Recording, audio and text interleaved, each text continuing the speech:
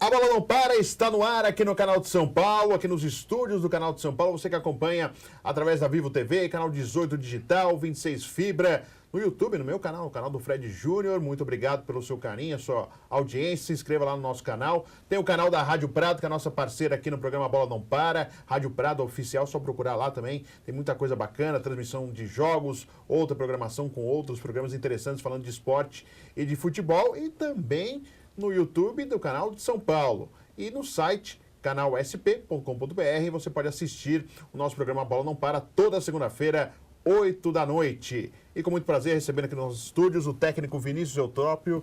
Vinícius, muito obrigado por estar aqui nos nossos estúdios. Vamos falar um pouquinho de futebol. E uma coisa interessante para mim, né, para o meu lado. Meu pai, algumas pessoas sabem pelo meu trabalho no Jovem Pan, eu falei algumas vezes já, meu pai é boliviano. E o Vinícius Eutrópio, a sua última passagem foi no futebol boliviano. E, aliás, é difícil. Jogadores brasileiros nós já tivemos jogando futebol boliviano. Mas treinadores, eu acho que, se não foi o primeiro, foi um dos poucos treinadores brasileiros que trabalharam na Bolívia. Vinícius, obrigado por ter vindo aqui ao nosso programa. Quero que você conte essa experiência no futebol boliviano. Eu sei que não é nada fácil, que eu conheço em casa um pouquinho como que é. Eu queria que você contasse. Muito obrigado, viu, Vinícius? Eu que agradeço, Fred, o convite. Um abraço a todos que estão assistindo A Bola Não Para. É um prazer estar aqui com vocês. Temos histórias boas aí para contar da Bolívia. É um grande desafio. Eu imagino. Você comeu saltenha, o salgado boliviano? Nossa, muito. Então, tá bom. Apaixonei pela saltenha. Só que tem aqui no Brasil, né? Pra você comer. Depois eu vou te passar as dicas aí que eu sei onde tem. Tá bom. E como que foi essa passagem aí no Bolívar, no futebol boliviano? Como que chegou primeiro? A história é interessante, o convite, Vinícius. Queria que você falasse um pouquinho como que surgiu tudo isso aí, para depois você falar do trabalho na Bolívia. Foi interessante realmente. O desafio ele partiu já desde do convite. Eu trabalhei no Santa Cruz no ano passado e o Zé Carlos, um auxiliar técnico da casa, que foi um ex-jogador do Bolívar, tem muito contato com o Bolívar. O Bolívar, só para as pessoas entenderem, tem um dono, né, que tem uma empresa que chama Baiza, que administra o Bolívar, que é de um mega milionário boliviano que mora em Miami e que também ajuda, né, o Bolívar na Bolívia, a cidade que ele mora, La Paz. E através dele, né, fui indicado para ser um dos treinadores a ser entrevistado. Você foi entrevistado? Justamente. Entrevista de emprego? Isso. Ele me ligou, Marcelo Cláudio, me ligou e falou: Vinícius, nós temos um projeto, um dos Estados Unidos, que vamos abrir uma franquia na MLS com o Beckham em 2020. Né, e temos o maior time da Bolívia, base da seleção, 60% do país torce para o Bolívar e vamos disputar Libertadores.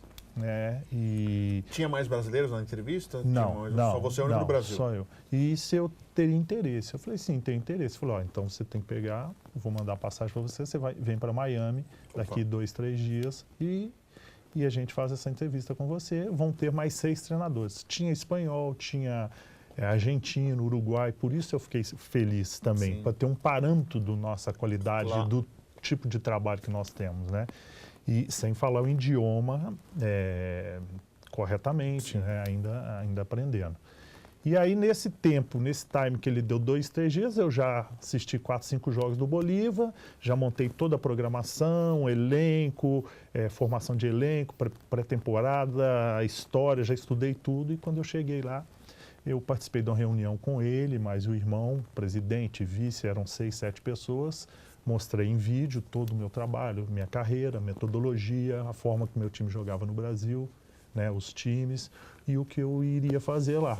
Né, e depois de 3 horas de reunião eu saí. E também foi interessante o final da reunião, porque eu já levantando de costas, ele gostou muito, né, era para ficar 1 hora, eu fiquei 3, né. Ele falou, Vinícius, por favor, você pode me dar nome de 6 pessoas para te dar referência no Brasil? Sim. Né? Bem a coisa de americano, de basquete, de futebol americano. Eu falei com ele assim, não, claro que não. Aí ele não entendeu, ele falou assim, mas como não? Eu falei, olha, a gente está começando uma relação de confiança. Você quer que eu indique 6 amigos para você ligar e falar bem de mim? Eu acho que não é o caminho correto. Né? Eu tenho que jogar limpo com você. Pegue meu currículo, veja os times que eu joguei, que eu trabalhei e ligue para as pessoas. e saí. Eu acho que aquilo para um cara que tem muito dinheiro e poder, aquilo ficou aqui. Isso foi 3 da tarde. Às 4 da manhã tocou o meu WhatsApp. Ministro, por favor, você pode me dar alguns nomes? E eu dei. E resumindo, ele ligou nos outros dias. Você lembra mais ou menos quais pessoas que você falava? Algumas sim. Ele ligou para 25 pessoas. Ele ligou para todos os meus ex-capitães, Rafael Moura, Rafael Lima, Davi, mais alguns outros jogadores. Ligou para um diretor do Atlético Paranaense, para o presidente Somaninho da Chapecoense, né, para o Parreira, para o Fábio Macegirian. Você fez parte da comissão técnica do Parreira, né? Do Parreira, trabalhei com o Parreira no Fluminense, trabalhei com o Parreira na Copa do Mundo na África do Sul, né? E para o Fábio também, Macegirian. Também provedor físico. Sim, para o Marcos Assunção também. Todos você trabalhou no Barueri? No Barueri e no Figueirense. Sim. Né? Assunção foi campeão comigo. Aliás, ele saiu porque você saiu, não foi isso? Justamente, em lealdade a mim. Não queria, porque ele não poderia atrapalhar aquele momento dele. Estava tão bem, né? Isso é verdade. Aos 39 anos, ele tinha feito com 38 anos um ano muito ruim, eu digo de contusões, de contusões no Santos. E aos 39 ele jogou todas comigo lá e muito bem, né? Então, a partir disso, eu recebi o convite. Então, de 6 que ele pediu, foi para 25 o número de pessoas que ele consultou, Vinícius? Eles estão ligando. Sempre alguém me ligava, olha Vinícius, falando de tal, ligou aqui. Túlio de Melo no Japão. Túlio também. No Japão. Inclusive, aí depois o Túlio falou, ele tem um time de beisebol aqui na minha cidade, no Japão. O cara tem realmente um poder multimilionário. Assim, multimilionário. Então, foi a primeira batalha vencida por esse desafio. E o segundo, realmente, o que eu queria primeiro, tentar, né, e eu acho que eu consegui abrir campo para o treinador brasileiro na América do Sul, que é um papo bem legal, interessante isso. Por que os treinadores brasileiros, né, não trabalham na América do Sul? Se culpa muito a língua, Vinícius. Não é verdade, não é verdade. Né? Eu pesquisei, eu conversei com jogadores, com agentes de futebol, com diretores, com o presidente. Né? Conversei com muita gente relacionada e não é isso não tem problema. Lá teve um momento que se abriu essa dúvida, né? A língua. Nós estreamos ganhando do Jorge Wisterman, que ganhou do Vasco de 4, nós estreamos ganhando de 5. Depois ganhamos de 1-0 fora. Depois, no terceiro jogo, ganhamos de 5. Quer dizer, a língua não era barreira, senão teria barreira no início. Mas, claro, algum momento começou a criar um tipo de dúvida e eu simplesmente abri todos os meus treinos para a imprensa. O tempo todo que lá é fechado, abrir tudo para eles verem o nosso ambiente, ver a facilidade que a gente tem hoje. Né? Hoje você fala tudo por WhatsApp, o jogador recebe o treino antes, você passa no telão minutos antes de ir para campo. Quando você vai para campo, o jogador já entende tudo mastigado. Tudo mastigado. Você tem os recursos para serem usados. Então, um desses desafios era esse. Primeiro, abrir também para os brasileiros. E segundo, que é o sonho de todo treinador brasileiro, disputar uma Libertadores. Claro. Eu havia disputado 2 e cheguei às 2 finais, uma com o Atlético Paranaense com o Antônio Lopes, né, em 2005, e outra com o Renato Gaúcho, no Fluminense, né, em 2008. As 2 bateram na trave. Eu falei, vamos agora eu assumindo como treinador de um time boliviano, vamos ver esse desafio. Então, para mim, era muito importante isso, sabe? E o Bolívar foi bem, se a gente pensar na Libertadores, a gente sabe que o time boliviano é difícil chegar em fases mais distantes. Eu não lembro agora qual time chegou até as quartas. Não. Foi o próprio Bolívar. Foi o recorde, entre aspas, de um time boliviano numa Libertadores. Copa do Mundo, então, desde 94, que não frequenta a Copa, que era a geração do Echeverri. Foi a única Copa, Foi a única Copa que a Bolívia não consegue desde então, desde aquela geração Echeverri, Erwin Platini Sanches, toda aquela turma toda lá. Como que foi aí para você? Que foi na expectativa? Claro, você queria passar de fase, mas pelo que fez o Bolívar, que ficou próximo de chegar de fase, era o que você esperava? Pois é, justamente. Primeiro o desafio de pegar Colo-Colo, campeão já da Libertadores, Atlético Nacional, campeão da Libertadores, uma potência, e Delfim, para quem não conhece tanto, foi campeão equatoriano, que é de uma cidade chamada Manta, que é o segundo maior produtor de atum do mundo. Então tem um poder econômico muito grande. E a nossa equipe. Né? Então, quer dizer, é uma chave muito difícil, equilibrada, e eu queria colocar o meu método, o que eu entendo de futebol, do bom futebol, né, em cima desses times, independente de qual time que eu estivesse dirigindo, contra qualquer time que fosse jogar. Então, esse era um desafio. E também não só pela pontuação, mas pelo que nós produzimos, Fred, eu fiquei feliz. Claro. Né? Em La Paz, é praticamente impossível perder. Né? Nós jogamos muito bem. A altitude faz diferença? Faz a diferença, sim.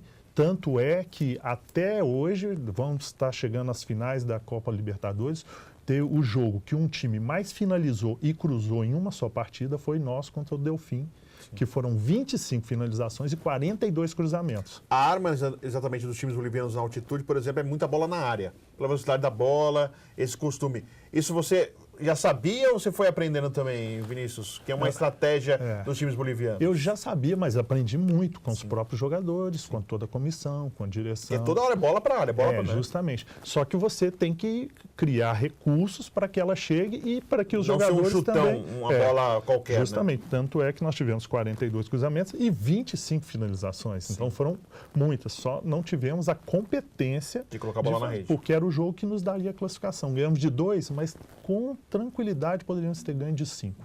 Com tranquilidade. Perdemos muitos gols. E isso que eu fico um pouco chateado, porque nós conseguimos traduzir dentro do campo, né, o bom futebol. Jogamos contra o Colo-Colo, em Santiago, com a torcida ferrenha, como toda Libertadores, jogadores como Libertadores, ou o jogador já jogou na seleção, ou ele joga. Sim. Né?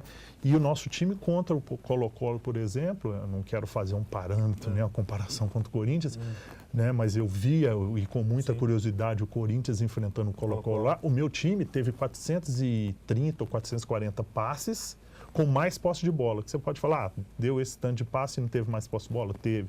Sim. Com um aproveitamento de 90% dos passes. Então jogamos melhor que o Colo-Colo. Perdemos. Perdemos por falhas individuais, claro. Infelizmente acontece. Mas jogamos bem. Então nós não só participamos, né? Para mim foi importante isso. Eu entendo futebol desse jeito. Jogar, propor o jogo, pressionar, e isso eu consegui embutir na cabeça do nosso time. A gente está conversando aqui com o Vinícius Eutrópio, a gente vai ao intervalo Premium League, sempre em nome de Premium League, aqui o nosso programa Bola Não Para, e já voltamos no segundo bloco para finalizar essa passagem dele no Bolívar, para a gente contar por que ele não ficou mais, que ele queria ficar, e para falar de futebol com o Vinícius Eutrópio, que está no mercado aí também esperando mais uma oportunidade para mostrar o seu trabalho. Vamos ao intervalo e já voltamos com a Bola Não Para aqui no canal de São Paulo.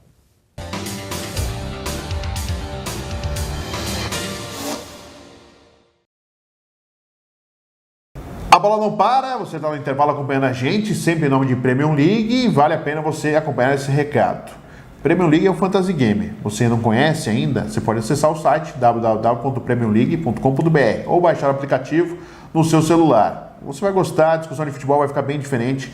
Já é uma novidade para vocês, o fantasy game ligado ao futebol. E o Premium League tem uma outra grande novidade, que teve o campeonato, a Copa do Mundo, tem o Campeonato Brasileiro, tem o Espanhol, tem o Champions League, tem o Argentino e tem o Campeonato Inglês, que virou realmente um dos grandes campeonatos da Europa, com grandes jogadores, grandes equipes. Rafael Pianucci aqui, um dos sócios da Premium League. Rafael, é isso aí, né? Campeonato Inglês também, né? A Premier League no Premium League. Premium League, exatamente. Talvez seja o campeonato com mais jogadores famosos que a gente tem no mundo, né? Então tá uma briga feia lá para saber quem que escala Salah, Harry Kane. Agora a gente tem o Alisson também chegando, para quem gosta de jogador brasileiro, Gabriel Jesus. Temos o Ederson. Né? Tem jogador para... Tem bastante gente. Em todas as posições a gente tem alguém para escalar, se quiser escalar brasileiro. Ou seja, você pode ser o Guardiola do Premium League. Pode ser. Que legal. Então, ó, gente, acesse lá, www.premiumleague.com.br ou baixe o aplicativo no seu celular. A discussão de futebol vai ficar muito mais legal, muito mais diferente com o Premium League para você, sempre aqui com a Bola Não Para.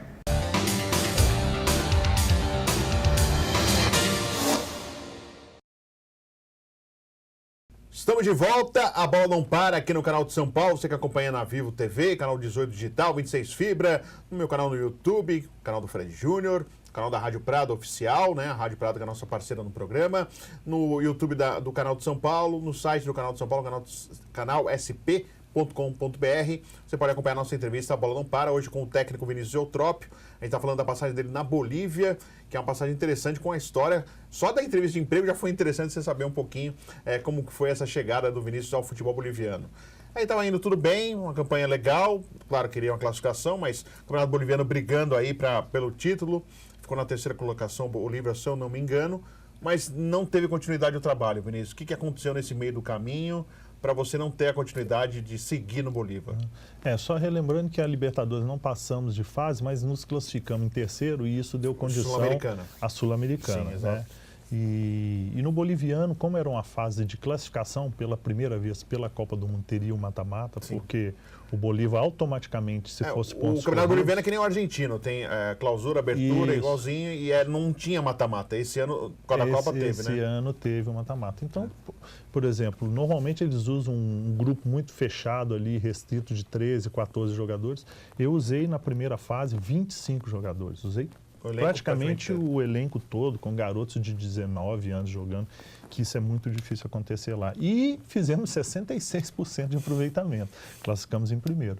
E claro, vem a fase de mata-mata, né, mais difícil. Classificamos também contra o Potosí, que foi um time que tinha acabado de disputar com o Fluminense também. O Real Potosí, né?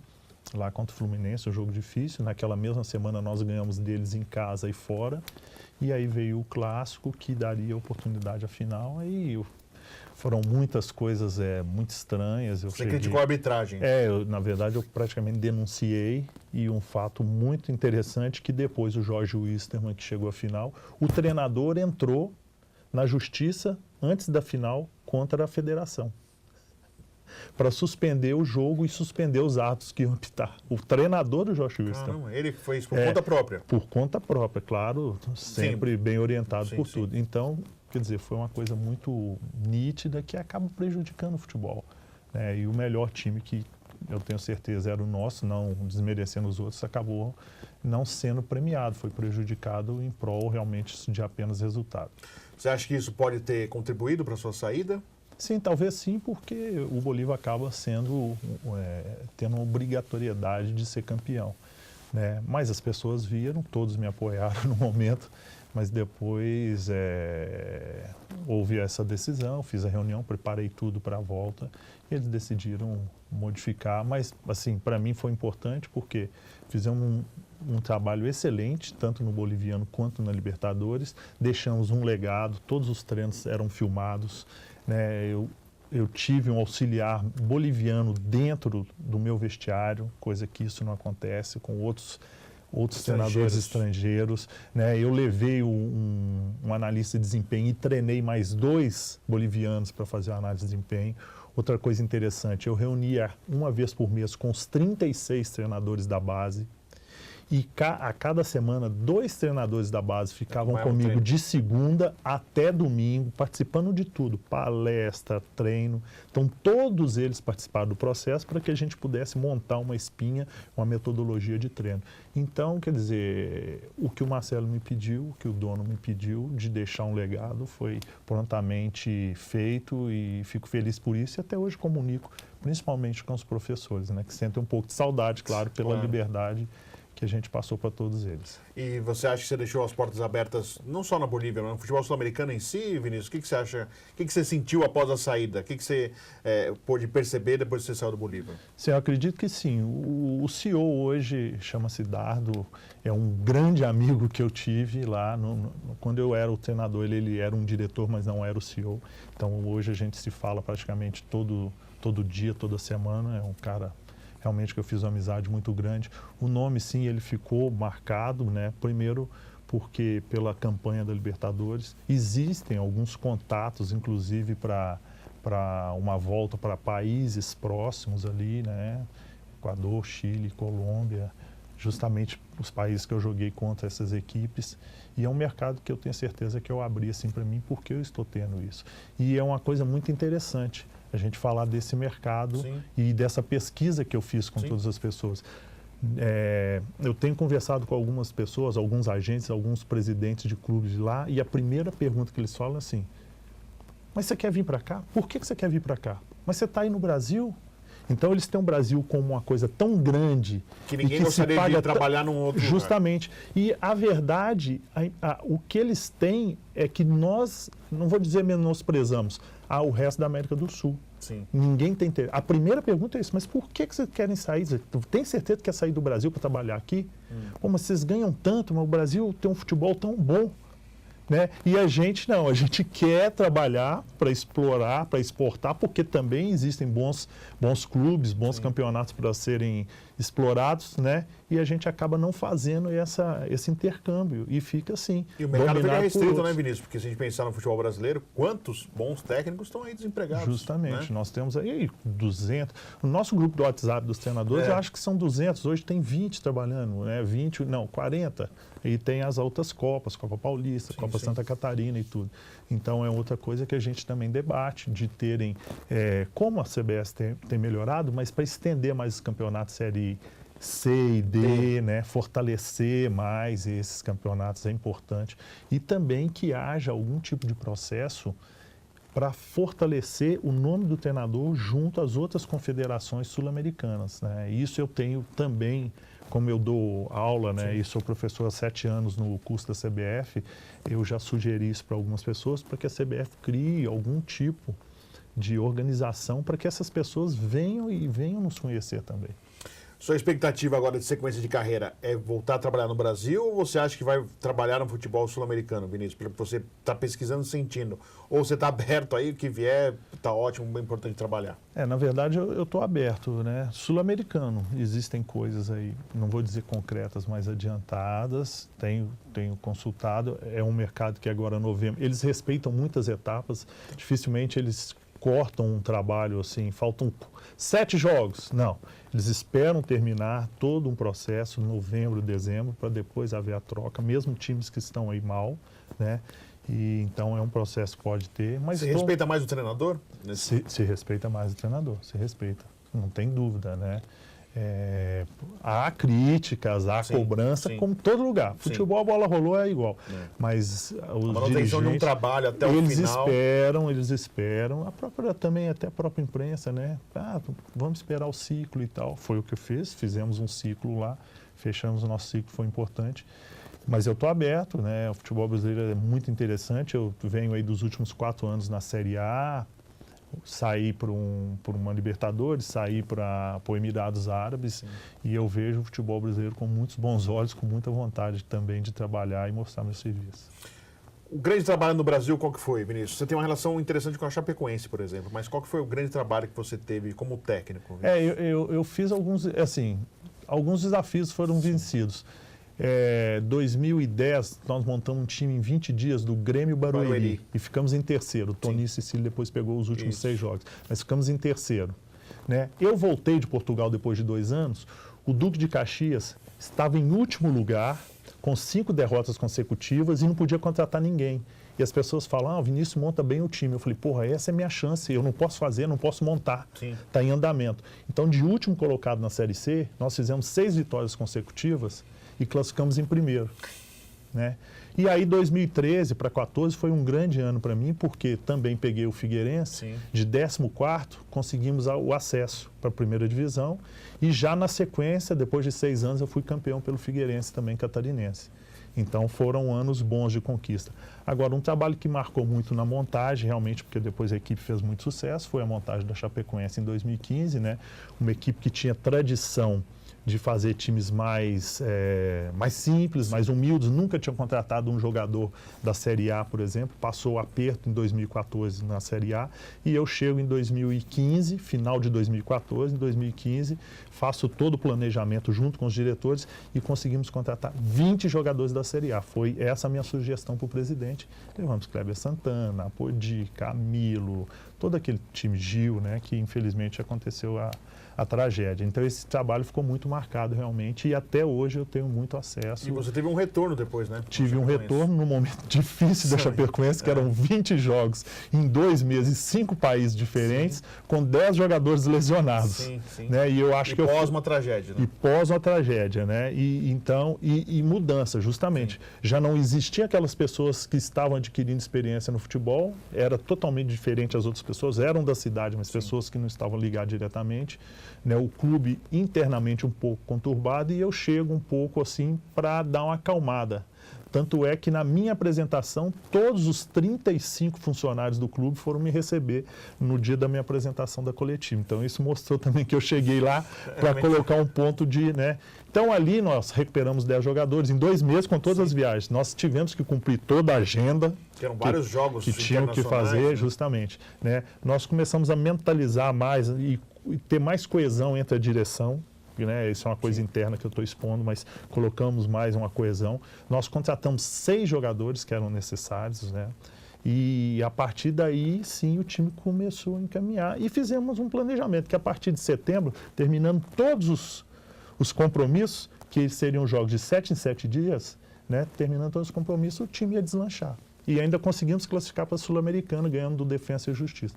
Então aconteceu isso. Eu fui nesses 2 meses, passei toda essa turbulência, mas não deixamos de trabalhar, tanto que na minha saída eu falei, o time vai permanecer, o caminho está totalmente correto, junto com o presidente ao meu lado, e o time vai deslanchar. Aí e foi isso que aconteceu. Né? Foi? Aí veio, se não me engano, o Kleina, né? Aí o time pegou a Libertadores. E depois, aí né? O time continuou, porque o time já estava jogando bem. Fizemos um jogo ótimo contra o Palmeiras aqui, ganhamos 2-0. Pegamos o Corinthians, que o Gil fez um gol de meio de canela sem querer, mas jogamos melhor que o Corinthians, e pegamos o Cruzeiro. Então o time estava ali na ascendência.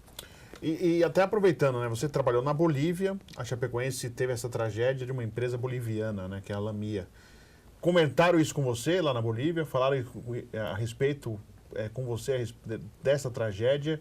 Que para você é marcante também, né, Vinícius? Porque você conheceu muita gente que estava naquele voo, né? Para nós, assim, que tinha companheiros de trabalho, eu tinha uma relação ótima com o Caio Júnior, por exemplo, porque eu era setorista do Palmeiras na época na Jovem Pan e tinha uma ótima relação com ele. Então, foi muito marcante para cada pessoa que tinha contato com alguma pessoa daquela viagem. E para você, esse contato, e se alguém lá na Bolívia te falou, te questionou, até pediu desculpas, porque realmente foi um acidente que foi uma economia triste, né? Uma atitude totalmente deplorável do que aconteceu pelo acidente por falta de combustível, Vinícius. Vamos por partes. Primeiro, realmente, quando os bolivianos comentam e eles querem saber, eles ficam com vergonha, com muita vergonha do que aconteceu. E falam mal da companhia e da falta de responsabilidade. Isso aí, não tocamos todo no assunto, mas eles tinham essa curiosidade e quando falavam, olha, não pode, impossível e tal, né? E com relação à minha parte aqui, eu saí, mas todos, a Chapecoense daquele grupo, nós montamos, na verdade, uma família. Né? Eu lembro que aquele grupo, a Chapecoense ainda está tentando se afirmar na região. Sim. Então, a cada 10 dias tinha um jogo da comissão técnica. Né, eu saía junto com o presidente, viajávamos 100, 120 quilômetros, a gente jogava e depois eu falava para as pessoas tentando vender o cartão de fidelidade da Chapecoense. O treinador fazia isso. Então, quer dizer, a nossa amizade ficou muito forte com todos. E eu lembro também que uma semana antes, eu fui dar uma palestra no Rio Grande do Sul, em Porto Alegre, que foi até dentro da própria auditório da Arena do Grêmio, e eu solicitei e pedi autorização, né, ao Maurinho e ao Cadu para colocar uma foto deles e tudo, porque todo mundo queria saber como foi a montagem do elenco da Chapecoense, uma semana antes, né? Então eu brinquei com eles. Então a gente era realmente muito amigo, mantivemos amigos. E para mim, eu vou te dizer, foi muito difícil. Foi muito difícil, não foi fácil. Eu fui lá no mesmo dia, eu nem lembro quem, alguém pegou um voo fretado e me colocou no avião. 10 da manhã eu já estava dentro do vestiário da Chapecoense, com todos os amigos lá, né, os funcionários e tudo. E depois do primeiro dia eu fiquei junto, que eu também precisava um pouco desse carinho. Na verdade, eu não fui dar, eu fui receber essa troca. E no outro dia já começaram mais as emissoras, entrevistas, aí já não é o meu estilo, assim, não que tenha alguma coisa. Eu peguei e fui embora para casa, não assisti sepultamento, eu me isolei realmente, porque é difícil, né? Você já tentaram falar muitas vezes isso comigo, mas você acaba assumindo um pouco de responsabilidade. Porque eu consegui convencer aqueles jogadores a fazer parte do processo. Sim. Claro, não tenho culpa, mas de uma certa forma eles estavam lá porque eu convenci a eles a viver esse sonho e lutar pela Chapecoense e aquilo tudo, né? Então foram muitos amigos realmente e um sentimento que é difícil da gente segurar. Eu imagino. Não queria encerrar desse jeito, que você está emocionado, Vinícius, mas a gente tem que encerrar o programa. Mas eu agradeço muito a sua presença aqui no nosso A Bola Não Para. Sucesso para você, boa sorte na sua sequência de carreira e que tomara que você abra realmente as portas do futebol sul-americano para os técnicos brasileiros poderem trabalhar. Muito obrigado, viu, Vinícius? Obrigado, eu que agradeço. Parabéns pelo trabalho e excelente papo. Legal. Eu agradeço o Vinícius Eutrópio, o técnico, é o nosso convidado. Foi o nosso convidado aqui no A Bola Não Para.